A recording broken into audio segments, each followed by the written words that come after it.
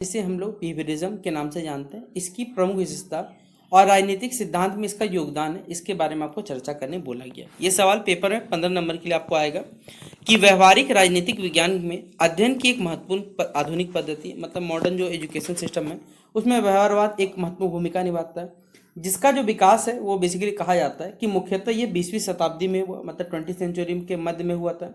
इसका मुख्य उद्देश्य यही था कि राजनीति के अध्ययन को और भी अधिक क्या करना है, वैज्ञानिक करना है, अनुभवात्मक करना है और साथ ही साथ तथ्य आधारित बनाना, मतलब फैक्ट वाइज इसे जोड़ना है। व्यवहारवादियों का मानना था कि केवल अगर हम कहें संविधान, संस्थाएं और कानूनी जो नियम है उनका अध्ययन करने से राजनीति को पूरी तरीके से नहीं समझ सकते, इसीलिए राजनीतिक अध्ययन में व्यक्ति हो, समूह हो, इनको वास्तविक राजनीतिक व्यवहार का अध्ययन करना एकदम आवश्यक है, इसके बारे में बताया हुआ है। व्यवहारवाद की प्रमुख विशेषता यह है कि इसमें राजनीतिक जो व्यवहार है उसको अध्ययन करने की जो मुख्य इकाई इसे माना गया है। इसमें मतदाता का व्यवहार हो, मतदाता की प्रवृत्ति हो, राजनीतिक दलों की गतिविधि हो, नेतृत्व हो, राजनीतिक भागीदारी हो, साथ ही साथ समूह के व्यवहारों का यहाँ पर अध्ययन किया जाता है। व्यवहारवादी अध्ययन में सर्वेक्षण जो सर्वे होता है, सांख्यिकी विधि हो गई, प्रश्नावली हो गई, तुलनात्मक अध्ययन जैसी कई अनुभवात्मक जो भी तकनीकी का इस्तेमाल होता है यहाँ पर। इसके कारण जो राजनीतिक विज्ञान है इसका जो संबंध है वो समाजशास्त्र यानी सोशोलॉजी से भी जुड़ता है, मनोविज्ञान जो साइकोलॉजी होता है उससे भी जुड़ता है, और अर्थशास्त्र से तो जुड़ेगा जुड़ेगा, जहाँ पर कैलकुलेशन होंगे, जहाँ डेटा होंगे, जहाँ फैक्ट होंगे। ये सभी के सभी चीज़ हमारे सामाजिक विज्ञान से और भी मौजूद हुआ है हमारे पास। अगला बताया हुआ है कि व्यवहारवाद ने राजनीतिक विज्ञान को अधिक वैज्ञानिक और तथ्यपरक बनाने में अपना महत्वपूर्ण योगदान दिया। इसने पारंपरिक जो संस्थागत हमारे अध्ययन करने की जो सीमाएं हैं उसको हमारे सामने रखा और जो वास्तविक राजनीतिक प्रक्रिया है इसके अध्ययन पर जोर देने कार्य किया। हालांकि देखिए कुछ आलोचना भी हुई है, क्योंकि यह बेसिकली मूल्य और जो नैतिक प्रश्नों की उपेक्षा करता है। अब निष्कर्ष में कहा जाए कंक्लूजन में, तो व्यवहारवाद ने राजनीतिक विज्ञान के अध्ययन को नया दिशा देने काम किया और राजनीति को केवल संस्थाओं के बजाय जो भी मानवीय हमारे राजनीतिक व्यवहार है इसके अध्ययन के रूप में समझने की यहाँ पर कोशिश की है। ठीक है, तो ये पहला सवाल था जिसका उत्तर हमने आपको बताया। अगला सवाल जो पेपर में आपके आएगा कि राजनीतिक विज्ञान में व्यवहारवादी आंदोलन का उदय के क्या कारण थे और इसकी जो प्रमुख विशेषताएं थी इनका आपको वर्णन करने बोला गया है। तो राजनीतिक विज्ञान में व्यवहारवादी आंदोलन, ये लगभग इसका विकास जो हुआ था ये मुख्य कहा जाए मुख्यतः 20वीं शताब्दी के मध्य में लगभग हुआ था। यह हमारी जो बेसिकली पारंपरिक राजनीति अध्ययन के विरुद्ध एक नई वैज्ञानिक जो दृष्टिकोण के रूप के सामने आया था। पारंपरिक अध्ययन में संविधान, सरकार, राजनीतिक संस्थाएं और जो कानून है इन सभी संरचनाओं पर अधिक बेसिकली ध्यान दिया जाता था, जबकि व्यवहारवादियों ने जो राजनीति में व्यक्ति और समूह के वास्तविक व्यवहार को इस अध्ययन का यहाँ पर इसे केंद्र बनाया था। अगला पॉइंट में बताया हुआ है इसके उदय का जो मुख्य कारण माना या कारण ये था कि जो हमारी पारंपरिक पद्धति थी राजनीतिक जीवन को, उसको वास्तविक प्रक्रियाओं को पूरी तरह समझने में ये सक्षम नहीं था पहले जो सिस्टम। लेकिन जब सेकेंड वर्ल्ड वॉर के बाद क्या होता है, सामाजिक विज्ञान में वैज्ञानिक मतलब साइंटिफिक और जो आपके अनुभवात्मक अध्ययन है इन सभी चीज़ों को धीरे धीरे प्रभाव पड़ा। मनोविज्ञान, समाजशास्त्र, सांख्यिकी ने भी इस राजनीति के विकास में अपना योगदान दिया और विकास ने भी बेसिकली यहाँ पर जो सांख्यिकी विकास हुआ इसके राजनीतिक व्यवहार के व्यवस्थित अध्ययन को इसने संभव बनाया। हालांकि कहा जाए अमेरिका में भी राजनीतिक दल, मतदान व्यवहार और जनमत के अध्ययन ने व्यवहारवाद को विशेष यहाँ पर प्रोत्साहन देने कार्य किया। व्यवहारवादी आंदोलन की प्रमुख विशेषताएं उनमें तथ्य, अनुभव, जो जन प्रमाण होते हैं इन सभी चीज़ों पर जोर दिया गया। इसमें मतदान, राजनीतिक भागीदारी, नेतृत्व, जनमत और जो समूह व्यवहार है जैसी वास्तविक राजनीतिक गतिविधियों का अध्ययन यहाँ पर किया गया। सर्वेक्षण, साक्षात्कार, सांख्यिकी विश्लेषण और तुलनात्मक पद्धति जैसी जो भी वैज्ञानिक तरीके इनका प्रयोग बढ़ा। व्यवहारवादियों ने राजनीति के अध्ययन में नियमितताओं, रेगुलरिटी और जो सामान्यीकरण है इन सभी चीज़ों को खोजने का उन्होंने प्रयास किया। व्यवहारवाद ने राजनीतिक विज्ञान को अधिक वैज्ञानिक बनाने का कार्य किया और इसमें अपनी महत्वपूर्ण भूमिका निभाई। हालांकि देखिए इसका आलोचना के कई कारण भी थे। इसमें राजनीतिक जो मूल्य थे और जो भी नैतिक प्रश्न थे उनका यहाँ पर अपेक्षाकृत कंपेरिजन बेसिस पे कम महत्व दिया गया था। निष्कर्ष यानी कंक्लूजन में बात करें तो व्यवहारवादी राजनीति आंदोलन ने राजनीतिक विज्ञान को पारंपरिक संस्थागत अध्ययन से आगे बढ़ाकर इसे जो वास्तविक राजनीतिक व्यवहार होता है और एक अनुभवजन्य शोध मतलब जो रिसर्च होता है उस पर ये फोकस करने का काम किया हमारे पास। तो ये हमारा दूसरा क्वेश्चन जो आपसे बच्चों पेपर पूछा जाएगा वो भी कंप्लीट होता है। अगला सवाल है उत्तर व्यवहारवाद, पोस्ट बेलिज्म क्या होता है, इसके उदय के क्या कारण थे और इसकी जो प्रमुख विशेषताएं इनके बारे में आपको व्याख्या करने बोला गया क्वेश्चन नंबर 3 में। ठीक है, तो उत्तर व्यवहारवाद, पोस्ट पेविलियन क्या होता है? राजनीतिक विज्ञान में व्यवहारवाद के बाद विकसित हुआ बेसिकली एक महत्वपूर्ण विचारधारा है। इसका विकास मुख्यतः 1960 के दशक के लास्ट में हुआ था। ठीक है। उत्तर व्यवहारवादियों ने व्यवहारवाद की वैज्ञानिक और जो अनुभवात्मक उपलब्धि है उसको पूरी तरीके से उन्होंने अस्वीकार नहीं किया, बल्कि इसकी जो सीमाएं हैं उसको दूर करने का क्या प्रयास करना स्टार्ट किया। इसके प्रमुख जो समर्थक थे, जो साथ में थे, डेविड ईस्टन का नाम विशेष रूप से बेसिकली यहाँ पर उल्लेखनीय बताया जाता है। उत्तर व्यवहारवाद के उदय का जो प्रमुख कारण ये था कि व्यवहारवाद ने राजनीतिक विज्ञान में जो वैज्ञानिक पद्धति और तथ्यों को यहाँ महत्व दिया था, लेकिन हमारा जो सामाजिक और जो राजनीतिक समस्या है इसके जो मूल्यात्मक और जो मानवीय पक्ष होता इसकी यहाँ उपेक्षा की गई। गरीबी हो, युद्ध हो, नस्लीय संघर्ष हो, असमानता हो, राजनीतिक अस्थिरता हो, जैसी कई समस्याओं के दौर में सिर्फ केवल जो फैक्ट्स होते हैं या तथ्यों का अध्ययन करना पर्याप्त तो नहीं माना सकता। राजनीतिक विज्ञान को समाज की वास्तविक समस्याओं से जोड़ने की आवश्यकता हमें यहाँ पर महसूस हुई। अब यही जो उत्तर व्यवहारवाद है इसकी प्रमुख विशेषता है प्रासंगिकता, रिलेवेंस और साथ ही साथ कार्रवाई इन एक्शन पर जोर देना था। इसका विचार यह था कि राजनीतिक जो शोध होता है वो केवल ज्ञान प्राप्त करने के लिए नहीं होना चाहिए, बल्कि समाज की जो वास्तविक समस्या है इसके समाधान में भी ये उपयोगी होना चाहिए। इसने तथ्य और मूल्य, विज्ञान और नैतिकता, ज्ञान और जो सामाजिक उत्तरदायित्व है इनके बीच में एक संतुलन जो है वो बनाने का स्थापित करने का प्रयास किया।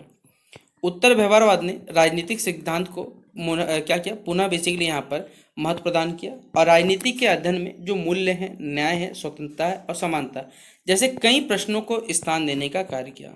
निष्कर्ष में कहा जाए तो उत्तर व्यवहारवाद जो हमारे पास है ये व्यवहारवाद की एक वैज्ञानिक उपलब्धियों को स्वीकार करते हुए राजनीतिक विज्ञान को और भी अधिक प्रासंगिक, मूल्य सचेत और सामाजिक रूप से उपयोगी बनाने का कार्य करता है। ठीक है, तो ये क्वेश्चन नंबर 3 हमारा कंप्लीट होता है।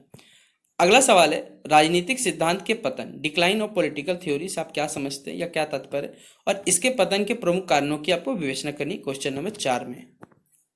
तो राजनीतिक सिद्धांत का पतन उस स्थिति कहा जाता है जब 20वीं शताब्दी में मध्य में बेसिकली राजनीतिक दर्शन और मूल्य आधारित जो चिंतन है इसका जो महत्व है वो कम होने लगा और राजनीतिक अध्ययन में वैज्ञानिक अनुभवात्मकता और जो व्यवहारिक दृष्टिकोण है इसका प्रभाव धीरे धीरे बढ़ता चला गया।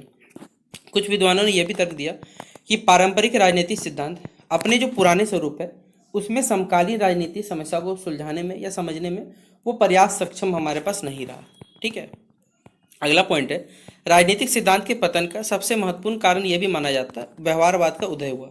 व्यवहारवादियों ने राजनीतिक अध्ययन में अपना तथ्य परीक्षण, सर्वेक्षण, सांख्यिकी जैसे कई तकनीकों का अधिक महत्व दिया गया। उनके अनुसार राजनीतिक अध्ययन को वैज्ञानिक बनाने के लिए उससे मूल्यात्मक और जो दार्शनिक अटकलों है उससे हमें दूर करना चाहिए। इससे न्याय, स्वतंत्रता, समानता और आदर्श राज्य जैसे पारंपरिक जो हमारे प्रश्न है इनकी जो भूमिका है वो सीमित हो चुकी। दूसरा कारण माना जाता है इसमें तार्किक प्रत्यक्षवाद है का प्रभाव था। इस दृष्टिकोण के अनुसार वही कथन अधिक सार्थक माने जाते हैं जिन्हें अनुभव या वैज्ञानिक विधि द्वारा हम लोग जांचा जा सके। राजनीतिक सिद्धांत के कई यहाँ पर जो मूल्यात्मक प्रश्न है इस कटौती पे हमें सीधे तो बेसिकली प्रमाणित या नहीं किए जा सकते। इसके अतिरिक्त जब सेकेंड वर्ल्ड वॉर हुआ था तो जो भी सामाजिक विज्ञानों ने वैज्ञानिक पद्धति, सांख्यिकी और अनुभवजन्य जो शोध है इनका इसमें तेजी से विकास हुआ। इससे राजनीतिक संस्थाएं और विचारों के बजाय जो वास्तविक राजनीति व्यवहार है उस पर अधिक इन्होंने ध्यान देने का कार्य किया। ठीक है, ध्यान दिया। हालांकि राजनीतिक सिद्धांत का यह पतन जो है वो पूर्ण तो नहीं था। बाद में सामाजिक असमानता, युद्ध, अधिकार, न्याय जैसे कई समस्याओं ने राजनीतिक सिद्धांत की जो आवश्यकता है इसको फिर से सामने ला के रख दिया था, सामने ला दिया। निष्कर्ष में कहा जाए तो राजनीतिक सिद्धांत का पतन मुख्यतः इसमें व्यवहारवाद और जो वैज्ञानिक दृष्टिकोण था इसके प्रभाव से ज़्यादा माना जाता है। लेकिन इसी संकट ने बेसिकली आगे चल के जो राजनीतिक सिद्धांत है इसका जो पुनरुत्थान हुआ इसका आधारशिला भी या आधार विषय ही तैयार किया था हमारे पास। ठीक है, तो ये क्वेश्चन भी हमारा कंप्लीट होता है। अगला सवाल है क्वेश्चन नंबर 5 में कि व्यवहारवाद के कारण। तो 20वीं शताब्दी के मध्य में राजनीतिक विज्ञान में व्यवहारवाद यानी बिहेवियरिज्म के प्रभाव के कारण जो पारंपरिक राजनीतिक सिद्धांत है इसकी जो भूमिका है वो कमजोर होने लगी है हमारे पास। व्यवहारवादी माना था कि राजनीति का अध्ययन सिर्फ वास्तविक और देखे जाने वाले जो हमारे मानवीय राजनीतिक व्यवहार है इसके आधार पर होना चाहिए। इस दृष्टिकोण ने राजनीतिक सिद्धांत के जो पारंपरिक मूल्यात्मक स्वरूप है उस पर भी प्रश्न उठाया और उसके पतन की जो धारणा है इसको जन्म देने का कार्य किया। व्यवहारवाद ने राजनीतिक विज्ञान को प्राकृतिक विज्ञान की तरह अधिक वैज्ञानिक और जो अनुभवात्मक है इसको बनाने का इसने प्रयास किया। इसमें सर्वेक्षण, साक्षात्कार, सांख्यिकी विश्लेषण और जो तुलनात्मक अध्ययन जैसे कई तकनीकी का यहाँ पर प्रयोग हुआ। इसके विपरीत देखा जाए तो जो पारंपरिक राजनीतिक सिद्धांत में न्याय, स्वतंत्रता, समानता, आदर्श राज्य और अच्छे शासन जैसे जो मूल्यांकन प्रश्न है इस पे जोर दिया गया। व्यवहारवादियों ने ऐसे प्रश्नों को वैज्ञानिक रूप में सत्यापित करना बेसिकली कठिन माना गया। इस कारण राजनीतिक अध्ययन में जो तथ्य और मूल्य के बीच में जो अंतर पर यहाँ विशेष जोर दिया गया। राजनीतिक सिद्धांत के आदर्शवादी और नैतिक पक्ष को कई व्यवहारवादी विद्वानों ने वैज्ञानिक अध्ययन के लिए कम उपयोगी बेसिकली माना। परिणाम स्वरूप क्या होता है, राजनीतिक दर्शन और व्यापक मूल्यांकन चिंतन की जो लोकप्रियता है वो कुछ समय के लिए बेसिकली कम भी हुआ था। हालांकि व्यवहारवाद की यह जो दृष्टि है ये पूर्णतः स्वीकार नहीं की गई है। केवल राजनीतिक व्यवहार के आंकड़ों से ये नहीं कह सकता कि समाज में न्याय, समानता या स्वतंत्रता कैसी होनी चाहिए। 1960 के दशक में सामाजिक संघर्ष और जो राजनीतिक संकट थे इन्होंने राजनीतिक विज्ञान को सामाजिक उपयोगिता पर फिर प्रश्न उठा दिए। और इसी पृष्ठभूमि में जो उत्तर व्यवहारवाद है, ठीक है, जो पोस्ट बिहेवियरिज्म है, इसका विकास हुआ। निष्कर्ष निकल सकता है हमारे पास कि व्यवहारवाद ने राजनीतिक सिद्धांत को चुनौती देकर उसके पतन की धारणा को मजबूत किया और लेकिन उनकी सीमाओं ने बाद में इसी राजनीतिक सिद्धांत के पुनरुत्थान का जो मार्ग है वो भी उसने प्रशस्त करने का कार्य किया। अगला है राजनीतिक सिद्धांत की प्रकृति। इस सवाल को स्टार मार्क के लीजिए आएगा। क्षेत्र एवं जो महत्व है इसका विस्तार से आपको व्याख्या करने बोला गया। तो राजनीतिक सिद्धांत राजनीतिक विज्ञान की एक महत्वपूर्ण शाखा है जो राज्य, सत्ता, शासन, समानता, न्याय, अधिकार, लोकतंत्र जैसे राजनीतिक अवधारणाओं का हमारे पास एक व्यवस्थित अध्ययन करता है। यह केवल जो राजनीतिक संस्थाएं इसका वर्णन नहीं करता बल्कि यह भी समझने प्रयास करता है कि राजनीतिक व्यवस्था कैसी होनी चाहिए और इसके किसके आधार पर बेसिकली कौन कौन से मूल्य होने चाहिए। राजनीतिक सिद्धांत की प्रकृति विश्लेषणात्मक, व्याख्यात्मक और मूल्यात्मक होती है। यह राजनीतिक अवधारणाओं के अर्थ और उनके जो आपसी संबंध हैं उनको स्पष्ट करता है। साथ ही साथ राजनीतिक संस्थाएं और जो प्रक्रियाएं हैं उनका मूल्यांकन भी करने कार्य करता है। आधुनिक राजनीतिक सिद्धांत में अनुभवात्मक तथ्य जो होते हैं और वैज्ञानिक शोध को भी महत्व दिया गया है, लेकिन इसका जो स्वरूप है सिर्फ केवल दार्शनिक ही नहीं बल्कि इसका दार्शनिक ना होकर व्यापक और बहुआयामी है हमारे पास। इसके क्षेत्र में राज्य और सरकार के साथ साथ सत्ता, जो प्रभुत्व सत्ता हो गई, स्वतंत्रता होगी, समानता हो गया, न्याय, अधिकार, नागरिकता, लोकतंत्र, राजनीति दायित्व जैसे कई अवधारणाएं इसमें शामिल होती है। समकालीन राजनीतिक सिद्धांत में मानव अधिकार, लैंगिक समानता, बहुसंस्कृतिवाद, वैश्वीकरण, पर्यावरण, सामाजिक न्याय जैसे कई अन्य विषय जुड़ते चले गए। राजनीतिक सिद्धांत का महत्व इसलिए भी है क्योंकि यह राजनीतिक व्यवस्था को समझने के साथ साथ उसकी जो अच्छाइयाँ हैं और उसकी कमियों का मूल्यांकन करने की क्षमता देता है। यह नागरिकों को उनके अधिकार और कर्तव्यों के प्रति जागरूक करता है। साथ ही साथ उनके जो लोकतांत्रिक मूल्य उनको समझने में सहायक करता है। इसके माध्यम से राजनीतिक समस्याओं के लिए एक वैचारिक और जो नैतिक आधार है यह भी हमें प्राप्त होता है। निष्कर्ष कहा जाए तो राजनीतिक सिद्धांत राजनीति को केवल सत्ता प्राप्त करने के लिए नहीं बल्कि उसे न्याय, स्वतंत्रता, समानता और लोकतांत्रिक मूल्यों से जोड़कर समझने का भी प्रयास करता है। ठीक है, ये क्वेश्चन नंबर हमारा 6 कंप्लीट होता है। क्वेश्चन नंबर 7 कि राजनीतिक सिद्धांत के जो पुनरुत्थान है, ठीक है, रिवाइवल ऑफ पॉलिटिकल थ्योरी, इसके कारणों की आपको चर्चा करनी है और ये आज के वीडियो का हमारा लास्ट क्वेश्चन रहेगा जो आप सभी बच्चों को पेपर में आने वाला है। ठीक है, तो अगर आप सभी बच्चों ने हमारे वीडियो को अभी तक लाइक और शेयर नहीं किया तो जल्दी से सबसे पहले लाइक और शेयर करें। ठीक है, 20वीं शताब्दी के मध्य में व्यवहारवाद के प्रभाव के क्या कारण थे? इनमें राजनीतिक सिद्धांत के पारंपरिक स्वरूप को जिसने कमजोर माना जाने लगा, लेकिन क्या होता है 1960 के दशक में जो राजनीतिक सिद्धांत है उसका फिर से पुनरुत्थान होता है। इसे रिवाइवल ऑफ पॉलिटिकल थ्योरी भी कहा गया है। इस पुनरुत्थान का उद्देश्य राजनीतिक अध्ययन में तथ्यों के साथ साथ जो मूल्य हैं, नैतिकता है और जो सामाजिक न्याय है उसको फिर से एक महत्वपूर्ण स्थान देना था। राजनीतिक सिद्धांत के पुनरुत्थान का सबसे प्रमुख कारण व्यवहारवाद की सीमाएं थी। व्यवहारवाद राजनीतिक जो व्यवहार है उसको वैज्ञानिक अध्ययन करने में यह सफल रहा, लेकिन यह निर्धारित करने में कठिनाई महसूस होता है कि समाज में न्याय, स्वतंत्रता, समानता या अच्छे शासन की स्थिति कैसी होनी चाहिए। केवल तथ्यों के आधार पर राजनीतिक मूल्यों का जो निर्धारण है वो संभव नहीं है। इसलिए मूल्यात्मक राजनीति चिंतन की आवश्यकता में फिर महसूस हुई। दूसरा महत्वपूर्ण कारण ये भी था कि 1960 और 70 के दशक में जो सामाजिक एवं राजनीतिक समस्याएं भी थी, युद्ध हो गया, नस्ल हो गया, भेदभाव, गरीबी, आर्थिक असमानता, नागरिक अधिकारों के आंदोलन में राजनीतिक वैज्ञानिकों को बेसिकली जो वास्तविक सामाजिक समस्या है उस पर फिर से पुनर्विचार करने के लिए प्रेरित किया। जॉन रॉल्स की एक पुस्तक है अ थ्योरी ऑफ जस्टिस 1971 ने राजनीतिक सिद्धांत के पुनरुत्थान में अपना विशेष योगदान दिया। रॉल्स ने न्याय, स्वतंत्रता और समानता के प्रश्नों को आधुनिक राजनीति के केंद्र में रखा। इसके साथ ही साथ स्वतंत्रवाद, सामुदायिकतावाद, नारीवादी राजनीतिक सिद्धांत और बहुसंस्कृतिवाद जैसी कई नई धाराओं को राजनीतिक सिद्धांत को समृद्ध किया। निष्कर्ष के बारे में बात करें तो राजनीतिक सिद्धांत का पुनरुत्थान इस समझ पर आया था कि राजनीति केवल तथ्य और व्यवहार से नहीं समझा जाता। तथ्य एवं मूल्य, विज्ञान एवं नैतिकता, साथ ही साथ नैतिक राजनीतिक व्यवहार एवं सामाजिक जो न्याय, इन सभी को लेकर साथ लेकर चलना पड़ता है। तो सिद्धांत के पतन और उसका जो पुनरुत्थान हुआ, इसके बीच में जो संबंध है, इसका एक आपको आलोचनात्मक व्याख्या प्रस्तुत करना है। ठीक है, तो राजनीतिक सिद्धांत के पतन और जो पुनरुत्थान है, उसको राजनीतिक विज्ञान के विकास में दो महत्वपूर्ण हम लोग अवस्था में रखा गया है। 20वीं शताब्दी के मध्य में व्यवहारवाद के प्रभाव के कारण क्या होता है, जो हमारी पारंपरिक राजनीतिक सिद्धांत है उसकी भूमिका धीरे धीरे कमजोर हुई।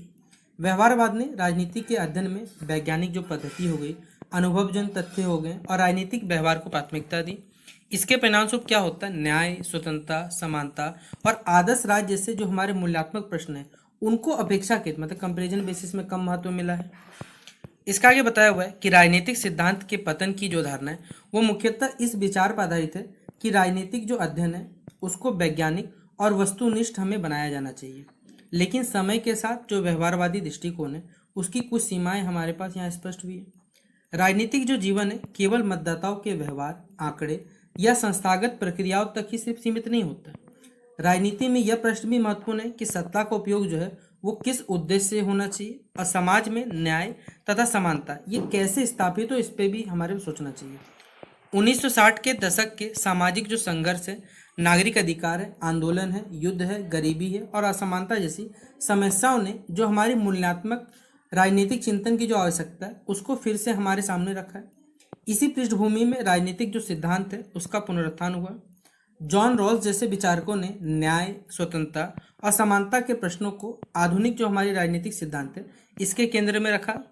उत्तर व्यवहारवाद ने भी बेसिकली क्या किया, जो राजनीतिक अध्ययन है उसको सामाजिक समस्याओं से जोड़ने पर बेसिकली जोर दिया। इस प्रकार राजनीतिक सिद्धांत का जो पुनरुत्थान हो चाहे उसका पतन हो, दोनों की प्रतिक्रिया के रूप में हम लोग देखा जा सकता है। दोनों के बीच में संघर्ष के बजाय एक जो पूरक मतलब कॉम्प्लीमेंट्री संबंध भी दोनों के बीच में स्थापित हुआ, जिससे हमारी जो आधुनिक राजनीति अध्ययन में तथ्य और जो मूल्य सिद्धांत है दोनों को महत्व यहाँ पर दिया गया। निष्कर्ष के बारे में बात करें तो राजनीतिक सिद्धांत का पतन और जो पुनरुत्थान है ये राजनीतिक विकास के विज्ञान के विकास की परस्पर जुड़ी अवस्थाएं जिन्होंने अंततः राजनीतिक अध्ययन को अधिक व्यापक और साथ ही साथ संतुलित बनाने का कार्य किया। अगला क्वेश्चन हमारे पास कि उदारवादी लोकतंत्र जिसे लिबरल डेमोक्रेसी कहते हैं, इसकी प्रमुख विशेषताएं और इसका जो सिद्धांत है इसके बारे में व्याख्या करने बोला गया। तो उदारवादी लोकतंत्र ये हमारी आधुनिक लोकतांत्रिक राजनीतिक व्यवस्था का एक प्रमुख रूप है। इसमें लोकतंत्र के सिद्धांत को उदारवाद के जो कह सकते हैं जो मूल्य होते हैं उनके साथ जोड़ के रखा जाता है। इसका आधार यह विचार है कि सत्ता का जो अंतिम स्रोत है वो बेसिकली क्या है, जनता है, और लेकिन बहुमत की सत्ता भी व्यक्ति के जो मौलिक अधिकार है और उनकी जो स्वतंत्रता है उसको कभी भी समाप्त नहीं कर सकती।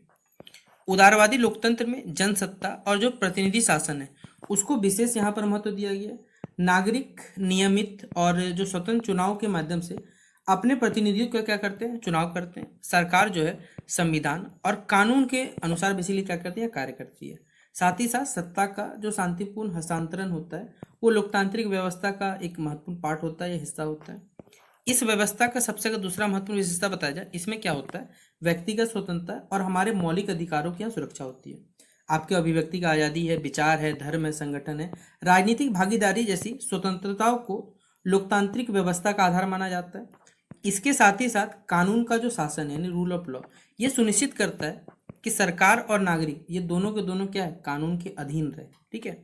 उदारवादी लोकतंत्र में जो बहुदलीय व्यवस्था है, स्वतंत्र न्यायपालिका है, स्वतंत्र एवं निष्पक्ष चुनाव हो गए, स्वतंत्र मीडिया तथा शक्तियों को विभाजन जैसी संस्थाएं ये सभी महत्वपूर्ण होती है। संविधान सरकार की शक्तियों को सीमित करता है ताकि राज्य जो है वो नागरिकों के अधिकारों का बेसिकली जो मनमाना उल्लंघन ना कर सके, इस बात का ध्यान रखा जाता है। हालांकि उदारवादी जो लोकतंत्र की आलोचना भी यहाँ पर बहुत सारी होती है। आलोचकों के अनुसार केवल राजनीतिक अधिकार पर्याप्त नहीं है, आर्थिक और जो हमारी सामाजिक असमानता है ये अधिक होने पे भी क्या होता है, हमारी जो वास्तविक लोकतांत्रिक जो भागीदारी है वो प्रभावित हो सकती है। इसलिए बोला जाता है कि उदारवादी लोकतंत्र जनता की संप्रभुता को व्यक्तिगत स्वतंत्रता देता है, मौलिक अधिकार, कानून के शासन और संवैधानिक सीमाओं से जरूर जोड़ता है। इसका उद्देश्य लोकतांत्रिक शासन के साथ जो व्यक्ति की स्वतंत्रता है इसकी भी रक्षा करना इसका काम होता है। ठीक है, तो ये सवाल भी हमारा कंप्लीट होता है। अगला सवाल है बहुलवादी लोकतंत्र। ठीक है, इसके सिद्धांत की व्याख्या करें और इसके जो प्रमुख जो विशेषता है इसका आपको वर्णन करने बोला गया है। तो बहुलवादी लोकतंत्र, ठीक है, आधुनिक लोकतांत्रिक सिद्धांत की एक महत्वपूर्ण अवधारणा है। इसका आधार यह विचार है कि समाज में केवल एक वर्ग या जो समूह है इसकी सत्ता नहीं होनी चाहिए, बल्कि जो विभिन्न हित समूह होते हैं, राजनीतिक दल है, संगठन है और जो सामाजिक समुदाय, वो अपने अपने हित और विचार के लिए राजनीतिक जो प्रतिक्रिया उसमें भाग लेते हैं। इस प्रकार लोकतंत्र में सत्ता जो है वो विभिन्न समूहों के बीच में क्या होता है, इसका वितरण होता है, हमारे पास ये वितरित होती है। बहुलवादी सिद्धांत के अनुसार समाज जो है वो जो स्वभावतः विविधतापूर्ण है, हमारे पास डाइवर्सिटी और अलग अलग लोगों के हित भी अलग अलग हो सकते हैं। इसलिए लोकतंत्र का उद्देश्य सभी नागरिकों को एक समान विचार में बदलना नहीं, बल्कि सबके देखिए जो भिन्न भिन्न सबके हित हैं उनको व्यक्त करने और प्रतिस्पर्धा करने का जो अवसर ये प्रदान करना है। राजनीतिक दल, श्रमिक संगठन, व्यापारिक संगठन, छात्र संगठन, पेशेवर, ये सभी के सभी सरकार की नीतियों को प्रभावित करने का प्रयास किया जाता है। बहुलवादी लोकतंत्र की प्रमुख विशेषता हित समूह की जो स्वतंत्रता और राजनीतिक प्रतिस्पर्धा से, इसमें सत्ता किसी एक केंद्र में पूरी तरह केंद्रित नहीं होती, बल्कि विभिन्न समूह सरकार पर दबाव डाल के अपनी जो मांग की नीति है उसको नीति निर्माण में शामिल करने का प्रयास किया जाता है। इससे सत्ता पर नियंत्रण और जो संतुलन बनाए रखने में सहायता मिलती है। इस सिद्धांत में स्वतंत्र अभिव्यक्ति, संगठन की स्वतंत्रता, राजनीतिक भागीदारी और विविधता को महत्वपूर्ण माना जाता है। रॉबर्ट डॉल ने बेसिकली लोकतांत्रिक राजनीति में विभिन्न समूह और संगठनों की प्रतिस्पर्धा को यहाँ विशेष महत्व दिया। हालांकि देखिए इसका आलोचना भी हुई। आलोचकों के अनुसार सभी समूह समान रूप से शक्तिशाली नहीं होते। आर्थिक रूप से मजबूत समूह जो है वो राजनीतिक निर्णय को क्या करते हैं, अधिक प्रभावित भी कर सकते हैं। निष्कर्ष में कहा जाए तो बहुलवादी लोकतंत्र जो है उसको विभिन्न सामाजिक और राजनीतिक समूह को प्रतिस्पर्धा, भागीदारी और साथ ही साथ हितों के समायोजन की प्रक्रिया के रूप में समझा जाता है हमारे पास। ठीक है, फिर अगला क्वेश्चन है 11 नंबर, उदारवादी और बहुलवादी जो लोकतंत्र है इनके सिद्धांत का एक आपको तुलनात्मक विवेचन प्रस्तुत करना है। ठीक है, तो यही क्वेश्चन को बताते हैं आपको। तो उदारवादी लोकतंत्र और बहुलवादी लोकतंत्र ये दोनों के दोनों आधुनिक लोकतंत्र राजनीतिक सिद्धांत का दो प्रमुख अवधारणा एम्सन है हमारे पास। दोनों लोकतंत्र स्वतंत्रता और राजनीतिक भागीदारी को महत्व देते हैं, लेकिन राजनीति को समझने का उनका जो दृष्टिकोण है सबका अलग है। उदारवादी लोकतंत्र का मुख्य केंद्र जो है व्यक्ति है। इसका उद्देश्य व्यक्ति के जो मौलिक अधिकार है उनके स्वतंत्र रक्षा करना है। इसमें संविधान है, कानून का शासन, स्वतंत्र न्यायपालिका, स्वतंत्र चुनाव हो गया और जो सीमित सरकार है, ये सभी का महत्व माना जाता है। वहीं पर उदारवादी लोकतंत्र यह निश्चित करता है कि बहुमत की सरकार जो हो वह व्यक्ति के जो मूल अधिकार है उनका उल्लंघन ना करे, इस पर ध्यान दिया जाता है। इसके विपरीत कहा जाए तो बहुलवादी लोकतंत्र का मुख्य केंद्र समाज में जो विभिन्न समूह है और उसके हित से जुड़ा होता है। इसके अनुसार आधुनिक समाज जो है अनेक राजनीतिक, आर्थिक और सामाजिक समूह उससे मिलकर बना है। श्रमिक हो गया, ये सब के सब संगठन अपने हितों को क्या करते हैं, सरकार के सामने रखते हैं और नीतियों को प्रभावित करने का प्रयास करते हैं। इस प्रक्रिया में राजनीतिक जो शक्ति है वो विभिन्न समूह के बीच में क्या होता है, बटी हुई रहती है। दोनों सिद्धांतों ने महत्वपूर्ण समानता यह है कि वे स्वतंत्र राजनीतिक भागीदारी, प्रतिस्पर्धा और लोकतांत्रिक शासन का समर्थन करते हैं। दोनों निरंकुश सत्ता के विरोधी है, लेकिन अंतर यह है कि उदारवादी दृष्टिकोण मुख्यतः क्या है, व्यक्ति के अधिकारों पर जोर देता है, जबकि बहुलवादी दृष्टिकोण जो है समूह की बेसिकली भूमिका और उनके हितों को, प्रतिस्पर्धा को बेसिकली अधिक महत्व दिया जाता है। उदारवादी लोकतंत्र की आलोचना बेसिकली आर्थिक जो असमानता उसके कारण यहाँ आलोचना होता है, जबकि बहुलवादी जो सिद्धांत की आलोचना इस आधार पर की जाती है कि जो अलग अलग जो समूह सभी के पास देखिए समान संसाधन तो नहीं है और सभी का प्रभाव एक प्रकार से तो नहीं हो सकता है। इसलिए यहाँ निष्कर्ष में बताया हुआ है कि उदारवादी लोकतंत्र जो है वो व्यक्ति की स्वतंत्रता और अधिकारों पर, और बहुलवादी लोकतंत्र विभिन्न समूह की भागीदारी और जो शक्ति वितरण इस पे जोर देता है। दोनों मिलकर आधुनिक लोकतंत्र व्यवस्था को समझने में क्या करते हैं, अपना जो महत्वपूर्ण योगदान देने कार्य करते हैं। ठीक है, फिर अगला क्वेश्चन है 12 नंबर, नागरिकता यानी सिटीजनशिप जिसे कहते हैं। इसकी अवधारणा को स्पष्ट करते हुए इसके जो प्रमुख आयाम है इनके बारे में चर्चा करने बोला गया है। ठीक है, तो नागरिकता व्यक्ति और राज्य के बीच में जो स्थापित एक कानूनी, राजनीतिक और जो सामाजिक संबंध होता है वह नागरिकता बेसिक नागरिक क्या है, वो व्यक्ति जो किसी भी राज्य की सदस्यता प्राप्त होती है और जिसे राज्य द्वारा निर्धारित अधिकार दिए गए और संरक्षण प्राप्त होता है। इसके साथ नागरिकों पर राज्य के प्रति कुछ कर्तव्य होते हैं और जिम्मेदारियों का पालन करने की अपेक्षा भी की जाती है। इसलिए नागरिकता केवल सिर्फ आपका कानूनी पहचान नहीं है, बल्कि राजनीतिक समुदाय में आपकी सक्रिय जो भागीदारी इसका एक माध्यम भी है। नागरिकता का पहला जो महत्वपूर्ण आयाम है वो है नागरिक अधिकार है। ठीक है, इसमें कानून के समक्ष समानता, व्यक्तिगत स्वतंत्रता और सुरक्षा जैसे कई अधिकार आपके शामिल होती है। दूसरा आयाम इसका ये भी हमारे पास कि राजनीतिक अधिकार है जिसमें आपको मतदान करना, चुनाव में भाग लेना, राजनीतिक विचार व्यक्त करना, लोकतांत्रिक प्रक्रिया में सहभागी होना, ये सभी शामिल है। तीसरा आयाम होता है आपके सामाजिक अधिकार, जिसमें शिक्षा, सामाजिक सुरक्षा, सम्मानजनक जीवन जैसी कई सुविधाओं को यहाँ पर महत्व दिया जाता है। आधुनिक जो राजनीतिक सिद्धांत में नागरिकता को केवल अधिकार प्राप्त करने से सीमित नहीं माना जाता, इसमें कर्तव्य और जिम्मेदारी भी महत्वपूर्ण है। कानून का पालन करना, दूसरे के अधिकार का सम्मान करना और लोकतांत्रिक संस्थाओं में जिम्मेदारी से भाग लेना, ये सभी के सभी नागरिकों के प्रमुख दायित्व माने जाते हैं। समकालीन समय में नागरिकता का जो स्वरूप और व्यापक हुआ है, बहुसंस्कृतिवाद, लैंगिक समानता, मानवाधिकार, प्रवासन और वैश्वीकरण ने नागरिकों की जो पारंपरिक अवधारणा है उसको नए प्रश्नों से जोड़ने कार्य किया। निष्कर्ष में कहा जाए तो नागरिकता जो है व्यक्ति को राज्य का सदस्य बनाने के साथ साथ उसे अधिकार, स्वतंत्रता, राजनीतिक भागीदारी और सामाजिक जिम्मेदारी से जोड़ने कार्य करती है। लोकतंत्र की सफलता सक्रिय और जो जागरूक नागरिकता होती है उस पर कई हद तक यहाँ पर क्या होती है, निर्भर रहती है हमारे पास। ठीक है, अगला क्वेश्चन है टी.एच. मार्शल के नागरिकता के सिद्धांत की आपको व्याख्या करनी है। ठीक है, तो आइए इस सिद्धांत को हम लोग बताते हैं। टी.एच. मार्शल ने बेसिकली नागरिकता की जो आधुनिक हमारे पास अवधारणा है उसको समझने में यहाँ पर महत्वपूर्ण योगदान दिया। अपनी प्रसिद्ध कृति सिटीजनशिप एंड सोशल क्लास 1950 में उन्होंने नागरिकता को केवल राज्य की सदस्यता मानकर व्यक्ति को जो प्राप्त नागरिक, राजनीतिक और जो सामाजिक अधिकार इसके विकास से उन्होंने जोड़ा है। मार्शल के अनुसार जो आधुनिक नागरिकता का विकास है वो ऐतिहासिक रूप से एक क्रमिक प्रक्रिया में बेसिकली हुआ है। मार्शल ने नागरिकता के अधिकार को मुख्य 3 भाग में बांटा है। पहला नागरिक अधिकार, सिविल राइट्स, जिनका विकास लगभग 18वीं शताब्दी में हुआ था। इसमें व्यक्तिगत स्वतंत्रता, अभिव्यक्ति की स्वतंत्रता, संपत्ति रखने का अधिकार और कानून के समक्ष की जो समानता जैसे अधिकार शामिल होते हैं। इनका जो संबंध है व्यक्ति की व्यक्तिगत स्वतंत्रता और कानूनी सुरक्षा से जुड़ा होता है। दूसरा है आपके जो राजनीतिक अधिकार है, पॉलिटिकल राइट्स, जिनका जो विस्तार है मुख्यतः वो 19वीं शताब्दी में हुआ था।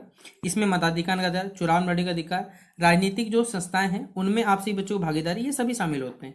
इसके माध्यम से नागरिक शासन और राजनीतिक निर्णय दोनों प्रक्रिया में भाग लेते हैं। तीसरा है आपके सोशल जो राइट्स होते हैं, सामाजिक अधिकार, जिसका जो विस्तार है 20वीं शताब्दी में। इसमें सामाजिक, शिक्षा, न्यूनतम स्तर के कल्याण और सम्मानजनक जीवन से जो संबंधी अधिकार ये सभी शामिल होते हैं। मार्शल का मानना यह था कि सामाजिक अधिकारों के बिना राजनीतिक और जो सामाजिक जीवन है बेसिकली या जो नागरिक अधिकार है उनका वास्तविक उपयोग जो है ये कठिन हो सकता है हमारे पास। मार्शल का सिद्धांत आपको नागरिकता और जो सामाजिक वर्गों के संबंध को समझाता है। उन्होंने बताया यह कि आर्थिक असमानता है ये नागरिकता की वास्तविकता को प्रभावित कर सकती है। टी.एच. मार्शल ने नागरिकता को नागरिक, राजनीतिक और जो सामाजिक अधिकारों के क्रमिक विकास के रूप में प्रस्तुत किया है और आधुनिक जो लोकतंत्र समाज में समान नागरिकता का जो महत्व है उसको स्पष्ट किया उन्होंने। ठीक है, अगला क्वेश्चन है राजनीतिक सिद्धांत में हाल के जो प्रमुख रुझान है उनको विस्तार से आपको चर्चा करने बोला गया। तो समकालीन राजनीतिक सिद्धांत ने पारंपरिक जो राज्य है, सत्ता है और शासन के प्रश्नों से आगे बढ़कर समाज में जो उत्पन्न होने वाली नई समस्याएं और चुनौतियों को अपने अध्ययन का बेसिकली हिस्सा बनाया। 20वीं शताब्दी के उत्तरार्ध से राजनीतिक सिद्धांत में बहुत सारे यहाँ नए रुझान और दृष्टिकोण विकसित हुए जिनका उद्देश्य यही था कि राजनीति को जो बदलती हमारी सामाजिक परिस्थिति है उसके संदर्भ में समझाया जा सके। एक प्रमुख रुझान न्याय और समानता का है। जॉन रॉल्स जैसे विचारकों ने सामाजिक संस्थाओं में न्याय और समान अवसर के प्रश्नों को महत्वपूर्ण बनाया। इसके साथ ही उदारवाद और जो स्वतंत्रवाद है इसके बीच जो व्यक्ति की स्वतंत्रता है साथ ही साथ जो राज्य की भूमिका दोनों के बीच में बहस जो है वो विकसित हुई है। दूसरा महत्वपूर्ण रुझान था सामुदायिकता, जो कम्युनिज्म होता है हमारे पास। इसके समर्थकों ने तर्क दिया कि व्यक्ति को केवल स्वतंत्र और अलग इकाई के रूप में नहीं देखा जा सकता, नहीं समझा सकता। उसके विचार और पहचान समाज तथा समुदाय के लिए क्या होते हैं, प्रभावित होते हैं। फिर एक नारीवादी राजनीतिक सिद्धांत ने राजनीति में जो लैंगिक असमानता है, महिलाओं के अधिकार, सार्वजनिक तथा निजी क्षेत्रों में ध्यान जो केंद्रित किया। इसी प्रकार बहुसंस्कृतिवाद ने विभिन्न सांस्कृतिक समुदाय उसकी पहचान की, अधिकार और सम्मान के प्रश्नों को प्रमुखता दी। समकालीन राजनीतिक सिद्धांत में मानव अधिकार, पर्यावरणीय राजनीति, वैश्वीकरण, पहचान की राजनीति और लोकतांत्रिक भागीदारी में महत्वपूर्ण विषय बन गया। अब राजनीतिक सिद्धांत केवल राज्य केंद्रित न रहकर बल्कि वैश्विक संस्था और अंतर्राष्ट्रीय समस्याओं का भी अध्ययन करता है। निष्कर्ष कहा जाए तो राजनीतिक सिद्धांत के हाल के रुझानों ने इसे अधिक व्यापक और भी समावेशी बनाया है। आधुनिक राजनीतिक सिद्धांत में न्याय, समानता, स्वतंत्रता, पहचान, संस्कृति, लैंगिक समानता, मानव अधिकार, पर्यावरण जैसे कई प्रश्नों को यहाँ पर महत्वपूर्ण स्थान प्राप्त हुआ है।